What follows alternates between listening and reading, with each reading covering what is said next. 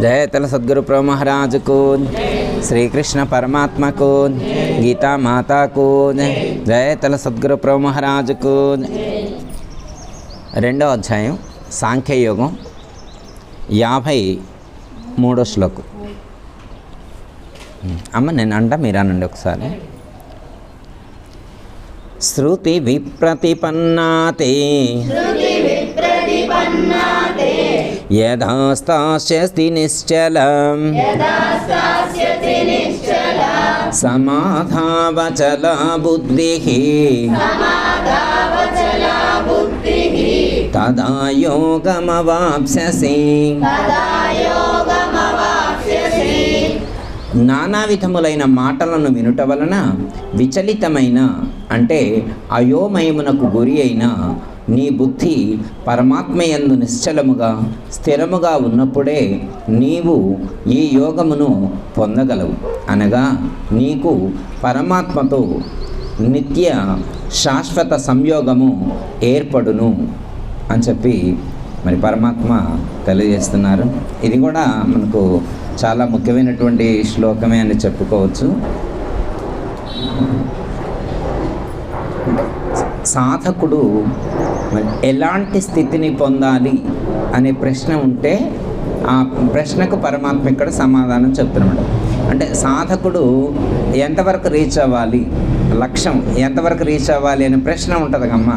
Suppose ఎవరైనా ఊరు వెళ్తున్నా అన్నారనుకోమ్మ, ఏ ఊరు వెళ్తున్నారని అడుగుతామా అడగమా? లేదా ఒక ఆయన యాత్రలకు వెళ్తున్నా అన్నారనుకోమ్మ, ఏ యాత్రలకు వెళ్తానో, ఎంతలకు వెళ్తానో, ఎప్పుడు వస్తామని అడుగుతామా అడగమా? అట్లా అన్నమాట. అట్లే మనం సాధన చేస్తూ ఉన్నాం. ఇలా సాధన చేసేటువంటి మనకి మరి ఎంతవరకు సాధన చేస్తే సరిపోతుందని ఒక ప్రశ్న వేశాను అనుకోమ్మ. ఎవరైనా ఎంతవరకు సాధన చేస్తే సరిపోతుందంటే ఏమని చెప్తాం మనం? ఎంతవరకు సాధన చేస్తే సరిపోతుంది అని ప్రశ్న వేశారనుకో, ఇంతవరకు సాధన చేస్తుంది. కొన్ని మనం చెప్పలేము. ఇప్పుడు మీరు ఎంత రైస్ తింటారు, ఎన్ని గ్రాములు తింటారు అంటే చెప్తాం. మీరు ఎంత వాటర్ తీసుకుంటారు అంటే చెప్తాం. రోజుకు ఎన్ని టీలు తాగుతారు అంటే చెప్తాం. కొన్నిటికి క్యాలిక్యులేషన్స్ ఉంటాయి, కొన్నిటికి క్యాలిక్యులేషన్స్ ఉన్నాయి. కరెక్ట్గా చెబుతాం. మేము ఇంతే తింటాము, మేము ఇన్ని టీయే తాగుతాము, ఎట్లా చెప్తాం. మీరు ఎన్నింటికి లేస్తారు, ఇవి చాలా ఫండమెంటల్ అన్నమాట, కరెక్ట్గా చెప్పగలుగుతాం. కానీ ఇక్కడ మీరు ఎంతవరకు సాధన చేయాలి అని ప్రశ్న వేసాం. మనం వేరే వాళ్ళని అడగరు ఈ మాట, వేరే వాళ్ళను అడగరు, మనల్నే అడుగుతారు. ఎందుకు మనల్ని ఎందుకు అడుగుతారు? మనం సాధన చేస్తానని చెప్పినాం కాబట్టి. మనం చెప్పకపోతే ఏం లేదు, మనం సాధన చేస్తాను ఒక మాట అన్నందుకు పరమాత్మ మనకి ప్రశ్న వేస్తున్నాను అనమాట. ఎంతవరకు సాధన చేస్తారు అంటే ఇంతవరకు సాధన చేస్తే సరిపోతుంది అని ఉంటుంది కదా. ఎంతవరకు సాధన చేయాలో ఇక్కడ 2వ అధ్యాయంలో 53వ శ్లోకంలో శ్రీకృష్ణ పరమాత్మ సూచించడం అనేటువంటిది జరిగింది. ఎట్లా అంటే చెల్లించకుండా ఉండాలి బుద్ధి. ఎంతవరకు అంటే సాధన చేసిన తర్వాత ఎట్లా ఉండాలి అంటే ఇంక చెల్లించకూడదు, స్థిరత్వాన్ని పొంది ఉండాలి. ఎట్లా స్థిరత్వాన్ని పొంది ఉండాలి అంటే ఇంకా చాలు అన్న తర్వాత మళ్ళీ అడగకూడదు. ఇంకా నేను ఆ స్థితిని పొందాను అన్న తర్వాత ఇంకా నేను మళ్ళీ మంత్రం చదువుతా అండి, నేను ధ్యానం చేస్తా అని ఇక అనకూడదు. చిన్న ఎగ్జాంపుల్ ఒకటే చెప్తాను అనమాట. సపోజ్ ఉదాహరణకి ఫంక్షన్కి వెళ్ళాం, మనకి ఇష్టమైనవన్నీ అక్కడ పెట్టారు, మొత్తం తినేస్తూనే వచ్చినాం, మొత్తం ఫుల్గా తినేస్తున్నాం. ఇష్టమైనవి పెడితే తింటారా ఇష్టంగా? గ్యాప్ ఉంచుకుంటామా? మళ్ళీ ఇంటికి వెళ్ళిన తర్వాత టిఫిన్ కూడా చేయాలా కాబట్టి గ్యాప్ ఉంచుకుందామని అనుకునే వాళ్ళు ఉంటారమ్మా? ఉంటారుగా. ఇష్టమైనవి ఉన్నప్పుడు మొత్తం తినేస్తారు, వస్తారు. మళ్ళీ వచ్చిన తర్వాత రండి బాబాయ్ గారు రండి భోంచేద్దరు కానీ అంటే పెట్టమ్మా తింటాలే అని తింటారా? తినరు కదా. అంటే ఫంక్షన్ కార్డు ఇష్టమైనవి దొరికినప్పుడు అన్నీ తినేసిన తర్వాత ఇంటికి వస్తే బాబాయ్ గారు తినండి అంటే నాకు వద్దు అంటే ఏంటి అర్థం? నాకు సరిపోయింది అంటాం. ఇక అప్పుడు ఆ ఇంట్లో ఉన్నోళ్ళు 10 మంది వచ్చి తినమంటే తింటామా?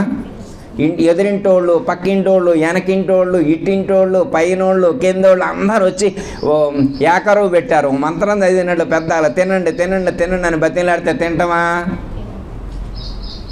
ఎంతమంది బతిలాడినా 100 మంది, 1000 మంది, 1,00,000 మంది, 1,00,00,000 మంది చెప్పినా తినం. ఎందుకు? లోపల స్పేస్ లేదు. లోపల స్పేస్ ఫిక్స్డ్ అనమాట. ఎందుకంటే ఛాన్స్ ఉంటే అక్కడే ఇంకోటి వచ్చేవాడే కదా, ఇంకో 2 గులాబ్ జాములు తినేవాడే కదా. ఆ గ్యాప్ లేకనే వచ్చిండు. మళ్ళీ ఏమైనా వాకింగ్ చేసినా ఏమంటే కారులోనే వచ్చాయి, పక్కనేనా ఇల్లు, ఇంకేం తింటాడు? No chance. అంటే ఒక జనరల్గా లోకంలోనే ఒక తినడానికి ఇష్టపడినటువంటి వ్యక్తి తిన్న తర్వాత ఇంకా గ్యాప్ ఉండదు, ఇక నేను తినను అంటాడు. అట్లాగే ఆధ్యాత్మిక మార్గంలో లక్ష్యాన్ని చేరుకున్న తర్వాత దైవాన్ని గురించి తెలుసుకొని ఆ స్థితిని పొందిన తర్వాత, ఏ స్థితిని? దైవస్థితిని పొందిన తర్వాత ఇంకా మళ్ళీ నేను మంత్రం చదువుతా, ధ్యానం చేస్తా, భజన చేస్తా, పూజ చేస్తా ఇది అంటాడా? అంటే అక్కడ ఎట్లయితే నేను ఏం పెట్టినా తినను అంటాడో ఇక్కడ కూడా నాకు ఏది అవసరం లేదని అంటాడు. ఎప్పుడు? ఆ స్థితిని పొందినటువంటి వాళ్ళు అలా ఉంటారు అని చెప్తున్నారు ఇక్కడ శ్రీకృష్ణ పరమాత్మ. అయితే ఇక్కడ అందరనే మాట శృతి విప్రతిపన్నాతే, మొట్టమొదటి పదం చెప్పారు. ఏమన్నారు? శృతి విప్రతిపన్నాతే అంటే ఎంతమంది ఎన్ని మాటలు చెప్పినప్పటికీ కూడా, ఎంతమంది మనల్ని ఇన్ఫ్లుయెన్స్ చేయడానికి ట్రై చేసినప్పటికీ కూడా మనం చలించకుండా ఉండాలి అనే పదానికి ఇక్కడ శ్రీకృష్ణ పరమాత్మ ఒకే అర్థం వచ్చేటువంటి 2 పదాలను ప్రయోగించారు. యథాస్థాస్యతి నిశ్చల సమాధావచల బుద్ధి అని చెప్పారు. ఇక్కడ స్థాస్యతి నిశ్చల అని చెప్పారు. నిశ్చల అంటే ఏంటి? చలించకుండా, కదలకుండా ఉండటం. అచలం అంటే ఏంటి? అచలం అంటే కూడా కదలకుండా ఉండటం. అంటే నువ్వు కదలకుండా ఉండు 2 సార్లు చెప్పాల్సిన అవసరం లేదు. పరమాత్మ ఎప్పుడు పునరుక్తి వచ్చేట్లుగా చెప్పరు. ఇప్పుడు నిశ్చల అనే పదానికి ఒక అర్థం ఉంది, సమాధావచల బుద్ధి అని చెప్పబడినటువంటి అచల అనే అలాంటి బుద్ధి అని చెప్పినట్టు ఆ అచల అనేటువంటి పదానికి ఇంకో అర్థాన్ని చెప్పారు. 2 ఒకే విధంగా ఉన్నప్పటికీ కూడా, ఒకే విధమైనటువంటి అర్థాన్ని సూచించేట్లుగా ఉన్నప్పటికీ కూడా ఇక్కడ వేరు అర్థాలు చెప్పారన్నమాట. నిశ్చల అంటే చెల్లించకుండా ఉండటం, ఇంకా అది అర్థమైంది కదా. మళ్ళీ కదలకుండా కూర్చో అని చెప్పారు, కదలకుండా కూర్చున్నారు. మళ్ళా కదలకుండా కూర్చో అని మళ్ళీ అంటారా?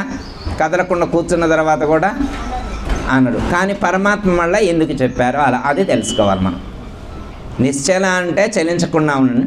మళ్ళీ సమాధావచల బుద్ధి అన్నారు, అంటే సమాధి స్థితిని పొందాలి అన్నారు. ఎప్పుడు సమాధి స్థితిని పొందినటువంటి వాడు ఎట్లా ఉంటాడు? చెల్లించకుండా ఉంటాడు, చలనము లేకుండా ఉంటాడు. సమాధి స్థితిని పొందినటువంటి వాడు చలనము లేకుండా ఉంటాడు. ఎప్పటి వరకు ఉంటాడు చలనము లేకుండా ఉండటం? ఆధ్యాత్మిక మార్గంలో చెప్పబడినటువంటి సమాధి అంటే ఏంటి అర్థం? సమాధి అంటే ఆధ్యాత్మిక మార్గంలో చెప్పబడినటువంటి సమాధి అంటే శరీరాన్ని బిగబట్టి శరీరాన్ని కదలకుండా ఉండే ఎక్సర్సైజ్ చేయటం కాదు. పరమాత్మ ఏమని చెప్తున్నారు ఇక్కడ? శరీరాన్ని కదలకుండా ఉండే ఎక్సర్సైజ్ చేయటం కాదు. శరీరాన్ని బిగబట్టి కదలకుండా ప్రాణాన్ని బిగించి ఉంచితే అది సమాధి కాదు అని చెప్తున్నారు. ఇక్కడ ఏమని చెప్తున్నారు? సమాధావచల బుద్ధిని కదిలించకుండా ఉండాలి. ఇక్కడ మెయిన్ ఇంపార్టెన్స్ ఏంటి? శరీరాన్ని కాదు కదిలించకుండా ఉండాల్సింది, బుద్ధిని కదిలించకుండా ఉండాలి. అది గొప్పదనమాట. బుద్ధిని కదిలించకుండా ఉన్నటువంటి వాడికి సమాధి స్థితి కుదిరినట్టు, వాడు చలించకుండా ఉన్నాడు అనే దానికి సంకేతంగా అర్థంగా మనకు చెప్పారు. అర్థమైందమ్మా? ఓకే. ఇక్కడ దీన్ని అర్థం కావడం కోసం మన పెద్దలు ఒక ఎగ్జాంపుల్ ఇచ్చారు. మన చిన్నదీరి స్వామి వారు ఒక ఎగ్జాంపుల్ చెప్పారన్నమాట. అది ఒకసారి గుర్తు చేసుకోవచ్చు. అంటే నిశ్చల అనేదానికి అచల అనే 2 పదాలు ఎందుకు ప్రయోగించారు అనేదానికి ఆ మహాత్ముడు ఒక ఎగ్జాంపుల్ చెప్పారు. దాన్ని మనం ఇక్కడ గుర్తు చేసుకోవచ్చు. ఇప్పుడు నిశ్చలంగా ఉంచాలి అని చెప్పారు. నిశ్చలంగా ఉంచాలి అని చెప్తే ఒక గ్లాసులో నీళ్ళు తీసుకొచ్చి ఇక్కడ పెట్టారు. ఇప్పుడు నీళ్ళు కదులుతాయా? ఎటైనా నీళ్ళు ఎట్లయినా కదులుతాయా? గ్లాస్ అక్కడ పెట్టా కదులుతాయి? ఇంకా గ్లాస్ తీసుకొచ్చి ఇక్కడ పెట్టామనుకోమ్మా, గ్లాస్ అంతా గ్లాసులో వెళ్ళి అక్కడ పారబోయేదిగా. ఎవరైనా మనిషి పారబోస్తే పారబోయటం తప్ప గ్లాస్ అంతా గ్లాస్ అయితే కదిలి అభిషేకం చేయటం కానీ అట్లేం చేయదు కదా. అంటే గ్లాసులో నీళ్లు పెడితే కదలకుండా ఉంటాయి. ఎప్పటి వరకు కదలకుండా ఉంటాయంటే మనం వంచేంత వరకు కదలకుండా ఉంటాయి. మనం వంచలేదనుకో, 3 రోజుల తర్వాత వస్తే ఉంటాయా ఉండవా అట్లా కదలకుండా? 3 రోజులు గ్లాసులో నీళ్ళు పోసి టేబుల్ మీద పెట్టి ఊరికెళ్ళాం మర్చిపోయి, గ్లాసు కడగకుండా ఊరికెళ్ళాం మర్చిపోయి, వచ్చేసరికి నీళ్ళు ఉంటాయా అయిపోతాయా? గ్లాస్ అయితే తాగదుగా నీళ్ళని. ఏమ్మా తాగుద్దా? గ్లాస్ తాగుద్దా? గ్లాస్ అయితే తాగదుగా. కదలకుండా ఉంటాయా ఉండవా? అది అంటే గ్లాసులో నీళ్ళు కదలకుండా అలా ఉండేటువంటి దాన్ని నిశ్చల అనే పదంతో ప్రయోగించారు. కానీ వంచితే పోతున్నాయి కదా, కదులుతున్నాయి కదా, కదిలిస్తున్నాయి కదా. అలా కదిలిస్తే కూడా కదలకుండా ఉండేటువంటి స్థితి ఏదైతే ఉంటుందో దాన్ని అచలా బుద్ధి అన్నారు. సమాధావచలా బుద్ధి అంటే అది కదిలిచ్చినాక నీళ్ళని వంచినా కానీ పోకుండా ఉండే టెక్నిక్ నీ తెలుస్తాయి.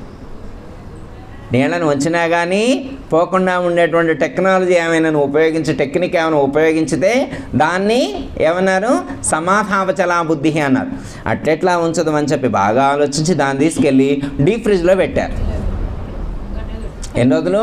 డీప్ ఫ్రిడ్జ్లో పెట్టారు. ఎన్ని రోజులు ఉంచారు? 3 రోజులు ఉంచారు. 1 రోజు 2 రోజులు కాదు, 3 రోజులు ఉంచారు. ఇప్పుడు తీసుకొచ్చి వంచారు, పోతాయా నీళ్ళు? ఇంతకుముందు పోయినాయి. ఇంతకుముందు మామూలుగా 3 రోజులు టేబుల్ మీద పెట్టిపోతే పోయినాయి. కానీ ఇప్పుడు అవే నీళ్ళు అవే గ్లాస్ ఇప్పుడు 3 రోజులు డీప్ ఫ్రిడ్జ్లో పెడితే వంచితే పోవటం లేదు. ఇప్పుడు ఆ నీళ్ళన్నీ అందులో ఉన్నట్లా లేనట్ట? నీళ్ళన్నీ అంతే ఉన్నాయి కానీ ఇంతకుముందు వంచితే పోయినాయి, ఇప్పుడు వంచితే పోవట్లేదు. డొల్లిచ్చినా పోవట్లేదు. ఎందుకు? అంత స్ట్రాంగ్గా కాంక్రీట్గా దానికి అతుక్కుపోయింది. ఇక నువ్వు ఎన్నో ప్రయత్నాలు చేస్తే తప్ప అది కదలదు. ఓకే, 2 ఎగ్జాంపుల్స్ చెప్పారు. అర్థమైంది కదా మనకి? అంటే స్థాస్యతి నిశ్చల అన్నదానికి సమాధావచల బుద్ధి అని, నిశ్చల అచల అనే పదాలు 2 ఎందుకు ప్రయోగించారు అంటే, మామూలుగా నిశ్చల అంటే కదలకుండా ఉంటాయి నీళ్ళు. కానీ ఇంకో ఎగ్జాంపుల్ ఏం చెప్పారు? డీప్ ఫ్రిడ్జ్లో పెట్టినప్పుడు అది ఆ వాటరు ఐస్గా మారినప్పుడు వంచినా కానీ కింద పడకుండా కదలకుండా ఉన్నది కదా, అది సమాధావచలా బుద్ధి అని చెప్పినటువంటి దానికి ఎగ్జాంపుల్. ఓకే, ఈ ఎగ్జాంపుల్ చెప్పారు. అయితే ఇది ఇలా ఇక్కడ ఎలా మనం సమన్వయం చేసుకోవాలా? ఎగ్జాంపుల్ అర్థమైంది కదా, కానీ మరి సబ్జెక్ట్కి దానికి కనెక్టివిటీ ఏంటి, కనెక్షన్ ఏంటి, సంబంధం ఏమైనా ఉందా? ఎట్లా అంటే ఒక గుడికాడికి వెళ్తున్నాడు ఒక ఆయన, లేకపోతే ఒక గురువుగారి దగ్గరికి వెళ్తున్నారు, భగవద్గీత చదువుతూ ఉన్నారు. ఒక జ్ఞానం స్థిరమైంది, ఒక రకమైనటువంటి జ్ఞానం స్థిరమైంది. ఇక ఫిక్స్ అయిపోయిండు ఆయన. ఒక ఆయన వెంకటేశ్వర స్వామి దేవుడు, నా జీవితం మొత్తం ఈ జీవితం మొత్తం వెంకటేశ్వర స్వామికే అంకితం అన్నాడు. ఇక ఒక ఆయన గారు ఈ జీవితం శ్రీరామచంద్రమూర్తికే అంకితం అన్నాడు. ఒక ఆయన గారు ఈ జీవితం ఆంజనేయ స్వామికే అంకితం అన్నాడు. ఒక ఆయన గారు ఈ జీవితం శ్రీకృష్ణ పరమాత్మకే అంకితం అన్నాడు. ఒక ఆయన గారు ఈ జీవితం మొత్తం దుర్గాదేవికే అంకితం అన్నాడు. ఇంకా ఒక్కొక్కళ్ళు వాళ్ళ జీవితాన్ని ఆయా దేవుళ్ళకి అంకితం చేసుకున్నారు. ఒక ఆయన ఈ జీవితం మొత్తం ఈ గురువు గారికి అంకితం అన్నాడు. ఎవరిష్టం వాళ్ళది, రూల్స్ ఏమి లేవుగా అమ్మా, ఎవరిష్టం వాళ్ళది. ఇప్పుడు వాళ్ళందరూ ఎలా ఫిక్స్ అయ్యారు? ఒకళ్ళు వెంకటేశ్వర స్వామికి ఫిక్స్ అయ్యారు, ఒకళ్ళు శ్రీరామచంద్రమూర్తికి, ఒకళ్ళు శ్రీకృష్ణుడికి, ఒకళ్ళు ఆంజనేయ స్వామికి, ఒకళ్ళు దుర్గాదేవికి, ఒకళ్ళు గురువు గారికి, ఇట్లా ఎక్కడ వాళ్ళు అక్కడ ఫిక్స్ అయిపోయారన్నమాట. ఫిక్స్ అయిపోతే అమ్మగారు ఫోన్ చేశారు, అయ్యా గుళ్ళో సత్సంగం జరుగుతుందిరా. నేను రానమ్మా, వెంకటేశ్వర స్వామికి సంబంధించి ఏమన్నా భజనలు జరిగితే చెప్పండి నేను వస్తా, భగవద్గీత నేను రానమ్మా. ఒక ఆయన, అయ్యా గుడికి రానాయన అంటే ఏం జరుగుతుందంటే అక్కడ లలితా పారాయణం అయితే రావనమ్మా, ఆంజనేయ స్వామి హనుమాన్ చాలీసా చదివితే చెప్పండి వస్తా అని ఆయన ఫిక్స్డ్ అయింది అనమాట. అట్లా ఫిక్స్ అయ్యిండు. ఒక దేవుడికి ఫిక్స్ అయిన తర్వాత ఇప్పుడు కదలట్లేదు, వాళ్ళు ఎవరి నాలెడ్జ్లో వాళ్ళు ఫిక్స్ అయినారు. ఇది స్థాస్యతి నిశ్చల అనే దానికి సంకేతం. అర్థమైందమ్మా? నిశ్చలంగా ఉన్నారు. ఎవరు దేవుడి యందు వాళ్ళు కదలట్లా, ఆ దేవుడినే పట్టుకొని ఉన్నారు, ఆ దేవుడినే పట్టుకొని కదలకుండా ఉన్నారు. ఇది నిశ్చల అనేదానికి సంకేతం. కానీ ఇక్కడ ఏమన్నా శ్రీకృష్ణ పరమాత్మ శృతి విప్రతిపన్నాతే, శృతి విప్రతిపన్నాతే, ఎవరి జ్ఞానంతో వాళ్ళు నిలబడి ఉన్నప్పటికీ కూడా, ఎవరి జ్ఞానంతో వాళ్ళు స్థిరంగా నిలబడి ఉన్నప్పటికీ కూడా, ఒకవేళ ఎవరైనా పక్కన వాళ్ళు ఎవరైనా మాటలు చెప్తే, ఎవరైనా పక్కన వాళ్ళు మాటలు చెప్పారనుకోండి, వారో వీరో ఎవరో చెప్పారనుకో, ఎవరు అని చెప్పింది, ఆ దేవుడి దగ్గర పొమ్మని ఎవరు చెప్పారు? అసలు ఎవరు చెప్పారంట నీకు? మా దేవుడి దగ్గరకు రా, అది కొత్త కారు, బెంజ్ కారు మొన్ననే కొన్నా, వారం రోజులు కూడా కావట్లే ఆ దేవుడి దగ్గరికి వెళ్ళి మేము, వారం రోజులు తిరగానే బెంజ్ కారు వచ్చింది. నీవేమనుకున్నావు? అట్రా కావాలంటే చూడు, ఆ బజార్కు పా, అక్కడ చూడు, ఇక్కడ చూసినవా 4 అంతస్తుల బిల్డింగ్, వాడు కూడా మొన్ననే వారం రోజులు తిరగకుండా మా దేవుడి దగ్గరకు వచ్చిండు, ఎమ్మటే 4 అంతస్తుల బిల్డింగ్ కట్టిండు. ఓ తెక్కలాయన, వెనకటి దేవుళ్ళని పట్టుకున్నావు, ఇంకా ఆ దేవుళ్ళని, ఓల్డ్ దేవుళ్ళు, ముసలి దేవుళ్ళు, ఆ దేవుళ్ళని పట్టుకుంటావా? లేటెస్ట్ దేవుళ్ళు, ఎనర్జెటిక్ దేవుళ్ళు, రా మా దేవుడు చాలా పవర్ఫుల్ అని చెప్పిండు. ఏమో మరి వీళ్ళు నిజంగానే చూస్తే బాగానే ఉంది, వీడి చేతిలో ఐఫోన్ కనపడుతుంది, బెంజ్ కార్ కనపడుతుంది, అక్కడ పెద్ద బిల్డింగ్ కనపడుతుంది, నిజంగానే వాళ్ళ దేవుడు గొప్ప దేవుడు అని చెప్పి ఎంపటే జంప్ అనమాట. ఇది నిశ్చల అనే దానికి సంకేతం అనమాట. అంటే శృతి విప్రతిపన్నాతి అంటే ఎవరైనా ఏదైనా ఒక మాట చెప్పితే ఎమ్మటే మార్పు చెందేవాళ్ళు, డైవర్ట్ అయ్యేటువంటి వాళ్ళు, మార్పు చెందేటువంటి వాళ్ళు ఎవరైతే ఉంటారో అట్లాంటి వాళ్ళు అంటే కాసేపే నిలకడగా ఉంటారు. ఎంతసేపు నిలకడగా ఉంటారు? కాసేపే నిలకడగా ఉంటారు. ఎల్లకాలం నిలకడగా ఉండలేరు వాళ్ళు, ఎల్లకాలం నిలకడగా ఉండలేరు. ఎవరు ఎన్ని మాటలు చెప్పినప్పటికీ కూడా, ఎవరు ఎన్ని విధాలుగా ఇన్ఫ్లుయెన్స్ చేసినప్పటికీ కూడా చెలించకుండా స్థిరంగా ఒకే చోట నిలబడి ఎవరు ఉంటారో, ఒకే జ్ఞానంతో ఎవరైతే నిలబడి ఉంటారో వాళ్ళు సమాధావచల బుద్ధి, వాళ్ళ బుద్ధి స్థిరంగా ఉన్నదని అర్థం, వాళ్ళ బుద్ధి స్థిరంగా ఉన్నదని అర్థం. శరీరం కదిలినా పర్వాలేదు, ఇప్పుడు ఎలా ఉండాలా నాలెడ్జ్? శరీరం కదిలినా పర్వాలేదు కానీ బుద్ధి స్థిరంగా ఉండాలి ఒకచోట. బుద్ధి ఎక్కడ ఉండాలా? స్థిరంగా ఉండాలి. ఇప్పుడు మీ శరీరం ఎక్కడ ఉంటే మాత్రమే శరీరాలని అంటారు కదా, బాడీ ప్రజెంట్ మైండ్ ఆబ్సెంట్ అంటారు కదా. ఇప్పుడు శరీరాలన్నీ ఎక్కడే ఉన్నాయి, మనం శరీరం ఎక్కడుందో బుద్ధి కూడా అక్కడే ఉంటే నో ప్రాబ్లం, శరీరం అన్న కాడే బుద్ధి కూడా ఉంటే నో ప్రాబ్లం. చాలామందికి ప్రాబ్లం ఏంటంటే శరీరం ఒక చోటు ఉంటుంది, బుద్ధి ఒక చోటు ఉంటుంది, శరీరం ఒక చోటు ఉంటుంది, మనసు ఒక చోటు ఉంటుంది. ఎక్కడికి వచ్చిన తర్వాతనే ఇంటికి పోయి వచ్చింది, ఇక్కడికి వచ్చిన తర్వాత ఫ్రెండ్స్ దగ్గర పోయి వచ్చింది, ఇక్కడికి వచ్చిన తర్వాతే వాళ్ళ పిన్ని గుర్తొచ్చింది, ఇక్కడికి వచ్చిన తర్వాతనే రేపు కొనాల్సినటువంటి షాపింగ్ మాల్లో ఏమేమి కొనాలో ఒకసారి స్క్రోల్ అవుతుంది, డిస్ప్లే అవుతుంటుంది. అంటే బాడీ ఇక్కడే ఉంటుంది కానీ మనసు అన్నీ తిరిగి వస్తుంటుంది అన్నమాట. అలా మన శరీరం కూర్చోవడం గురించి చెప్పట్లా ఇక్కడ పరమాత్మ, శరీరాన్ని కదలకుండా ఉంచడం గురించి చెప్పట్లా. దేన్ని స్థిరంగా ఉంచాలి అంటే బుద్ధిని స్థిరంగా ఉంచాలి. సమాధి స్థితి పొందవలసింది, నిలకడగా ఉండవలసింది బుద్ధి మాత్రమే కానీ శరీరం కాదు, శరీరం కాదు. శరీరానికి సహజ లక్షణం అది, దానికి చపల లక్షణం ఉంది, కదిలే లక్షణం ఉంది, మార్పు చెందే లక్షణం ఉంది.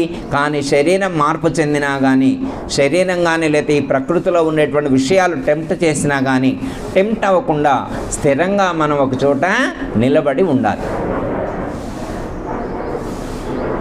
ఎప్పుడంటే ఏదైతే సత్యం ఉంటుందో, ఏదైతే నిత్యమైనటువంటి వస్తువు ఉంటుందో దాన్ని మనం పట్టుకోవాలి, శాశ్వతమైనటువంటి దాన్ని పట్టుకోవాలి. ఈ మార్పు చెందేటువంటి జగత్తులో మార్పు చెందనటువంటి, కదలిక లేనటువంటి శాశ్వతమైనటువంటి సత్యమైనటువంటి వస్తువు ఒకటి ఉంది, దాన్ని మనం పట్టుకోవాలి.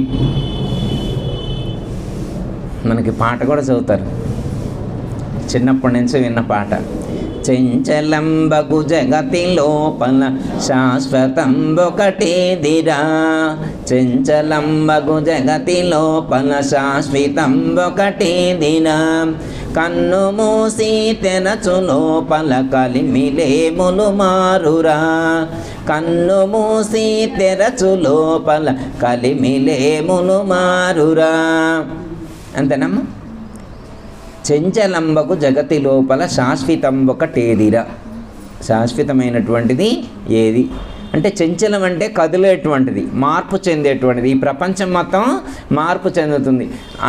శరీరం కూడా ప్రపంచంలోనే ఉంది. శరీరం కూడా ప్రపంచంలోనే ఉంది. ప్రపంచానికి భిన్నంగా లేదు కమ్మ శరీరం. ప్రపంచానికి భిన్నంగా ఉందా? ప్రపంచం కంటే భిన్నంగా లేదు. ఈ ప్రపంచం మొత్తం పంచభూతాలతో ఏర్పడింది. ఈ శరీరంలో కూడా పంచభూతాలే ఉన్నాయి. ప్రపంచంలో ఉన్న పంచభూతాలే శరీరంలో ఉన్నాయి. శరీరం కూడా నిరంతరం కూడా పంచభూతాలతో కనెక్ట్ అయ్యే ఉంది. పంచభూతాలకు భిన్నంగా ఎప్పుడూ లేదు. కాబట్టి చంచలమైనటువంటిది ఈ జగత్తు. జ అంటే జనించేది, గా అంటే గతించేది. జగత్తు అంటే జనించేది, గతించేది. దాన్ని జగత్తు అన్నారు. మరి జగత్తు పుట్టింది, పెరిగింది, నశిస్తుంది. కానీ శాశ్వతమైనటువంటిది ఏమిటి? శాశ్వతమైనటువంటిది ఏంటంటే ఆత్మ. అంతేకమ్మా, శాశ్వతమైనటువంటిది ఆత్మ. దాన్ని రకరకాలుగా పరమాత్మ అంటారు. ఒక ఆయన ఇందాక మనం చెప్పుకున్నటువంటి దేవుళ్ళ పేర్లన్నీ కూడా దానికే చెప్పారు. దేవుళ్ళ పేర్లన్నీ కూడా విష్ణువు అన్నది కూడా దాన్నే, శివ అన్నది కూడా ఆ తత్వాన్ని అన్నమాట. ఆ తత్వాన్ని అనేక మంది అనేకమైనటువంటి నామాలతో అనేకమైనటువంటి రూపాలతో ఆరాధిస్తూ ఉన్నారు. లక్ష్యమైతే తత్వమే. ఓకే.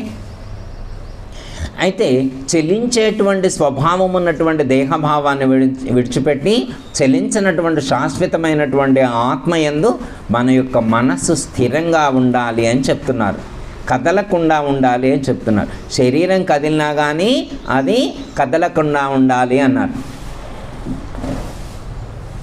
అయితే అమ్మ అర్జునుడు ట్రై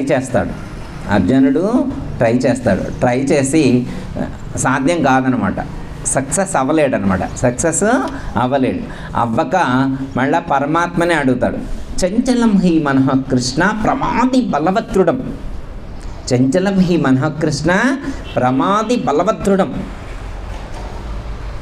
హే పరమాత్మ, నువ్వేదో చెప్పినవు కానీ నేనేదో ఎమ్మటే ఏముందిలే ఆఫ్టర్ ఆల్ దీన్ని నేను జయించగలుగుతానని అన్నా కానీ ఈ ప్రకృతి చంచలమైనటువంటిదే కాదు, చాలా బలమైనటువంటిది, దృఢమైనటువంటిది. ప్రమాది బలవదృఢం, బలంగా ఉంది, దృఢంగా ఉందన్నమాట. అది నేను ఛేదించడానికి వీలు లేకుండా ఉంది. దీన్ని మనస్సుని కంట్రోల్ చేయడం ఎలా ఉంది అంటే వాయోరివ సుదుష్కరం అన్నారు. వాయోరివ సుదుష్కరం అంటే గాలిని పిడికిల్లో బంధించడం ఎంత కష్టమో మనసుని కంట్రోల్ చేయడం కూడా అంతే కష్టం. మనసుని కంట్రోల్ చేయడం కూడా అంతే కష్టం అని చెప్పారు. సపోజ్ ఉదాహరణకి అంటే టెక్నిక్ తెలుసుకోవాలి. మనం దాన్ని కంట్రోల్ చేసేటువంటి టెక్నిక్ తెలుసుకోవాలి. తెలుసుకున్నప్పుడు మాత్రమే దాన్ని మనం కంట్రోల్ చేయగలుగుతాం. ఎగ్జాంపుల్, ఇప్పుడు మనసు ఉందనుకో, నిరంతరం కదులుతుంది. ఒకే చోట స్థిరంగా ఉంటుందా? అది ఒకే చోట స్థిరంగా ఉండదు. ఎప్పుడైనా కానీ మనం పుట్టిన కాడి నుంచి ఇప్పటి వరకు క్యాల్కులేట్ చేసుకోండమ్మా, అది కనీసం ఒక 10 నిమిషాలు కాదు, నిమిషం అయినా కానీ ఒకే విషయం మీద కేంద్రీకృతమై ఉంటుంది అనేదానికి గ్యారంటీ లేదు. దానికే మనం చాలా రకాల పేర్లతో పిలిచారు. నిమిషమైనా కానీ ఒక చోట నికరంగా నిలబడి ఉండదు. అర్థమైందమ్మా? ఏం చేస్తుంది అది? ఏం చేయగలుగుద్ది? కాసేపు భవిష్యత్తులో ఉంటుంది, కాసేపు భవిష్యత్తును ఊహించుకుంటూ ఉంటుంది, కాసేపు గతంలో జరిగినటువంటి భూతకాలంలో ఉన్నటువంటి వాటిని గురించి ఆలోచిస్తూ ఉంటుంది. కానీ వర్తమానాన్ని అసలు పట్టించుకోదు. ఇప్పుడు ఒక్కసారి వర్తమానం అంటే ఏం చేయాలి? ఇప్పుడు గుళ్ళో ఉన్నాం, వర్తమానంలో ఇప్పుడు ఎక్కడున్నాం? మనం గుళ్ళో ఉన్నాం. వర్తమానంలో గుళ్ళో ఉంటే ఏం చేయాలా? గురువు గారు చెప్పేది వినాలా. గుళ్ళో ఉంటే గురువు గారు చెప్పేది వినాలి. వర్తమానంలో ఉండకుండా కాస్త ఎప్పుడో మన పిన్ని గారు తిట్టింది గుర్తొచ్చింది. అర్థమైందమ్మా? అట్లా. లేకపోతే భవిష్యత్తులో, లేకపోతే గతంలో గుర్తొస్తే ఎమ్మటే ఇందులో ఏదైనా కాశీ అని చెప్పారనుకో, ఎప్పుడో 10 సంవత్సరాలు వెళ్ళినటువంటి కాశీ, గతాన్ని గుర్తు తెచ్చుకుంటుంది. 10 సంవత్సరాలు వెళ్ళినటువంటి రామేశ్వరం, కాశీ అని గుర్తు తెచ్చుకుంటుంది. నెక్స్ట్ అయిపోయిన తర్వాత మానసరోవరం వెళ్దాం అనుకున్నావు, దానికి ఎలా ప్లాన్ చేయాలా, అమ్మగారిని అడిగి ఎవరిని పట్టుకోవాలా, ఎలా అని నెక్స్ట్ భవిష్యత్తు. కాసేపు భూతకాలంలో ఉంటుంది, కాసేపు భవిష్యత్తులో ఉంటుంది. వర్తమానంలో ఉండేది చాలా తక్కువ. వర్తమానంలో ఉండేది చాలా గతంలో జరిగిన వాటిని గుర్తు చేసుకుంటూ జీవిస్తుంది, లేకపోతే భవిష్యత్తులో తాను చేయాలనుకున్నటువంటి వాటిని ఊహించుకుంటూ ఊహాలోకంలో వికరిస్తూ ఉంటుంది. కానీ వర్తమానంలో స్థిరంగా ఉండేటువంటిది చాలా తక్కువ. వర్తమానంలో ఉండగలగాలి. ఎవరైతే వర్తమానంలో జీవించగలుగుతారో వాడు యోగి అవుతాడు.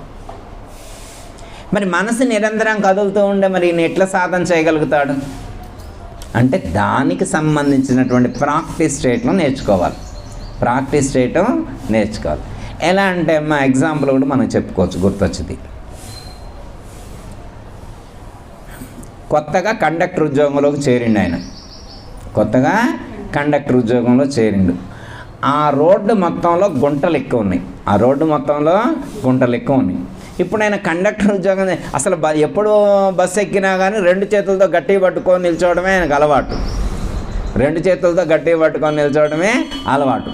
ఇప్పుడు బస్సు ఎక్కిన తర్వాత ఇది అటు ఊగుతుంది, ఇటు ఊగుతుంది. ఆయన పట్టుకొని నిల్చోవడమే కష్టంగా ఉంది. ఇప్పుడు ఆయన అందులో టిక్కెట్లు కొట్టాలా, వచ్చిన వాళ్ళందరికీ టిక్కెట్లు కొట్టాలా, మళ్ళీ డబ్బులు తీసుకోవాలా, మళ్ళీ మిస్టేక్ జరగకూడదు కదా. మిస్టేక్ జరిగితే ఈయనకు లాస్ అవుతుంది. ఎంతకాలం ఉద్యోగం చేయగలుగుతారు అంటే ఫస్ట్లో కష్టంగానే ఉంటుంది, కానీ అలవాటు చేసుకుంటాడు. ఆయన ఏం చేస్తున్నాడు, కదిలే బస్సులో ఉండే ఉద్యోగం చేయటం నేర్చుకుంటాడు.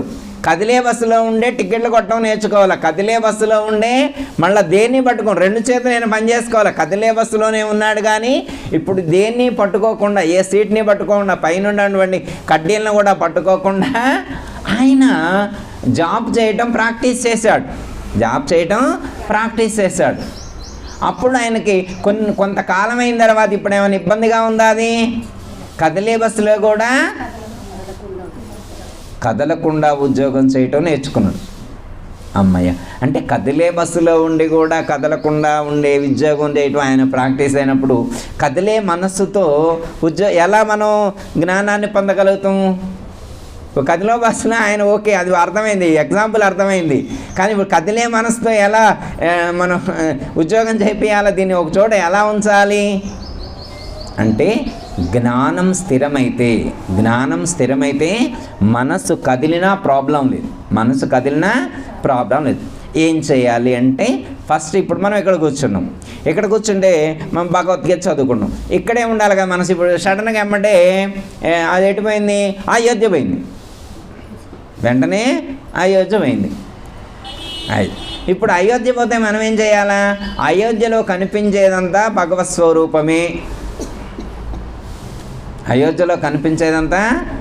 స్వరూపమే. వెంటనే వాళ్ళ మేనమామ ఇంటికి వచ్చింది. ఎవరు? మనసు. అయోధ్య నుంచి అమ్మటే ఎక్కడికి వచ్చింది? మేనమామ కూడా భగవంతుడి స్వరూపమే. ఓ మనస, అయోధ్యలో ఉన్న భగవంతుడు, ఇక్కడ పోచమ్మగుడిలో ఉన్న భగవంతుడు, మేనమామలో ఉన్న భగవంతుడు అందరూ ఒక్కటే, అందరిలో ఉన్నది దైవ స్వరూపమే అని చెప్పింది. ఇక ఇప్పుడు వస్తూ ఐస్ పార్లర్ ఉంటే ఐస్ పార్లర్ దగ్గరికి వెళ్ళింది అన్నమాట, ఐస్ క్రీమ్ తినడానికి. వెంటనే ఐస్ క్రీమ్లో ఉన్నది భగవంతుడే, ఐస్ క్రీమ్ ఇచ్చేవాడు కూడా భగవంతుడే, తినేవాడు భగవంతుడే. ఇట్లా మనసు ఎక్కడికైతే వెళుతుందో వెళ్ళిన ప్రతి చోట దైవాన్నే దర్శింపజేయడం మొదలుపెట్టండి. మనసు వెళ్ళిన ప్రతి చోట దైవాన్ని దర్శింపజేయడం మొదలు. ఇప్పుడు శత్రువులు కనిపిస్తున్నారు, శత్రువుల్లో దైవాన్ని చూస్తున్నాడు.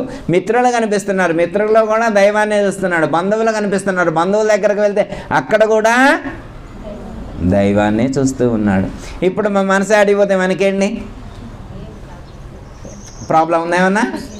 మనసు అది ఎక్కడికి వెళ్తే మనకేంటి ప్రాబ్లం? మనసు ఎక్కడికి వెళ్ళినా కానీ మనం మన లక్ష్యాన్ని స్థిరంగా లోపల పెట్టుకుంటే అప్పుడు శరీరాన్ని కదలకుండా ఉంచాల్సిన అవసరం. అది కదిలినా మనకి సంబంధం లేదు, కదలకపోయినా సంబంధం లేదు. శరీరంతో మనకేం పని? ఇప్పుడు శరీరంతో మనకి ఏమైనా పని ఉందా? దానికి కావలసినటువంటి ఫుడ్ లోపల పడేస్తే మధ్యాహ్నం దాకా ఏం మాట్లాడదు. అర్థమైందమ్మా? మనం మధ్యాహ్నం పడేస్తే సాయంత్రం దాకా ఏం మాట్లాడకుండా కదలకుండా కూర్చుంటుంది. దప్పి కన్నప్పుడు 4 మంచినీళ్ళు దానికి తీసుకొచ్చి దాపిస్తే దాన్ని ఏం మాట్లాడదు, శరీరం ఏం మాట్లాడదు. ఉన్న ప్రాబ్లం చిక్కు మొత్తం మనకి ఎక్కడ దేనితో ఉంది? మనస్సుతో ఉంది. మనస్సుని కదిలించకుండా మనసును నిశ్చలంగా ఉంచేటువంటి ప్రయత్నం చేయాలి. ఓకే, ఇట్లా ఒక జ్ఞానాన్ని సముపార్జించుకున్నాడు. ఎక్కడికి పోతే అక్కడే దైవాన్ని చూడటం మొదలుపెట్టిండు. శ్రీకృష్ణ పరమాత్మ చెప్పినటువంటి ఆ సత్యాన్ని గుర్తించి అన్నిట్లో పరమాత్మ యొక్క స్వరూపమే ఉంది, అన్నిట్లో ఉన్నది చైతన్యం ఒక్కటే అని చెప్పి దర్శించాడు. దాన్నే అనేకమైనటువంటి పేర్లతో పిలుస్తున్నారు అని గుర్తించారు కదా. ఇది నిశ్చల అనే పదానికి అర్థం, నిశ్చల. అయితే ఇక్కడ నిశ్చల అయిన తర్వాత ఇంత జ్ఞానాన్ని పొందిన తర్వాత కూడా కొంతకాలం గడిచిన తర్వాత కూడా ఎవరైనా వస్తే టెంప్ట్ చేస్తే, ఏవైనా మాటలు చెబితే, శృతి విప్రతిపన్నాతే, ఎవరైనా మాటలు చెబితే డైవర్ట్ అయ్యి, ఎవరైనా మాటలు చెప్తే డైవర్ట్ అయ్యి, మీకు తెలుసో తెలీదు, రామ్తా అని ఒక గురువు గారు వచ్చారు, హిమాలయ యోగి. ఎంత గొప్పగా ఉంటుంది అనుకుంటున్నావు? భగవద్గీత పైనే, భగవద్గీత కింద కాదు, భగవద్గీత పైనే హిమాలయ యోగి అండి. యుక్తేశ్వర్ గారు, పరమహంస యోగానంద గారు తెలుసా మీకు? అసలు ఆ గురువు గారి దగ్గరకు వచ్చి ధ్యానం చేయాలా? Art of living Ravishankar Guruji వాళ్ళది, సద్గురు జగ్గి వాసుదేవ్ గారు ధ్యానం చేస్తే ఎట్లుంటుంది అనుకుంటున్నారు? విపස්සన, బౌద్ధంలో విపස්සన ఎట్లుంటుంది అనుకుంటున్నారు? అసలు అక్కడికి వెళ్తే మళ్ళీ తిరిగి వస్తారా? భగవద్గీత చదువుతారా? అసలు భగవద్గీత అవసరం ఉందా నీకు? అంటాడు. నిజం బాగానే ఉందిగా, విపස්සన అంట బాగుంటుందంట, బౌద్ధం లక్షల మంది వస్తున్నారంట. పోచమ్మగుడికి ఎవరు వస్తున్నారు? అమ్మగారమ్మడు 30 మంది వస్తున్నారు, ఇంతేగా. అక్కడ వేలలో ఉన్నారు బా. అది ఎంత గొప్పదైతే 1000 మంది పోతారు. అక్కడ 10,000 కట్టే చాలంట. ఇక్కడ ఉత్తగే కదా. అక్కడ 10,000 కడితే 3 రోజులు క్లాసులు పెడతారు. గంజి పోస్తారు అక్కడ, అనకూడదేమో, ఏమంటారు, అంబలి పోస్తారు, వెజిటేబుల్ జ్యూస్ ఇస్తారు. ఇంటికాడ పెడితే తాగరమ్మ, ఇంటికాడ పెడితే తాగరు. డబ్బులు కడితే తాగుతారు. ఎప్పుడు తాగుతారు? డబ్బులు కడితేనే తాగుతున్నాను అన్నమాట. డబ్బులు కట్టకపోతే తాగరు. అంటే స్థిరమైన జ్ఞానాన్ని పొందిన తరువాత కూడా మనసు యొక్క లక్షణం, మనసు యొక్క స్వభావం ఏంటంటే, ఎవరైనా ఏదైనా చెప్తే చెప్పుడు మాటలు వినకూడదు. వింటే విలువైన జ్ఞానాన్ని విడిచిపెట్టి అటు వెళ్తే, అంటే ఎంతసేపు వెళ్తాడు? ఎన్ని రోజులు వెళ్తాడు?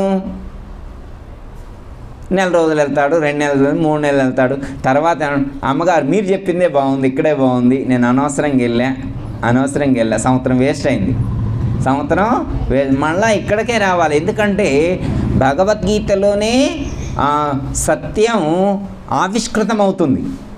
అర్థమైందా? స్థిరమైన జ్ఞానాన్ని పొందడానికి అవకాశం ఇక్కడే ఉంది, ఇక్కడే సాధన చేయాలి. అవునమ్మా? ఎటు తిరిగి వచ్చినా మూలం దగ్గరకే చేరాలి, మూలం దగ్గరకే చేరాలి. ఓకే, అర్థమైంది కమ్మా? శృతి విప్రతిపన్నాతే అంటే చెప్పుడు మాటలు వినొద్దు, ఎన్నో విధాలుగా ఇన్ఫ్లుయెన్స్ చేస్తారు. ఇక్కడ ఏమని చెప్తారంటే, నానావిధ శ్రవణాదులచే కలత చెంది ఉన్న మనస్సు.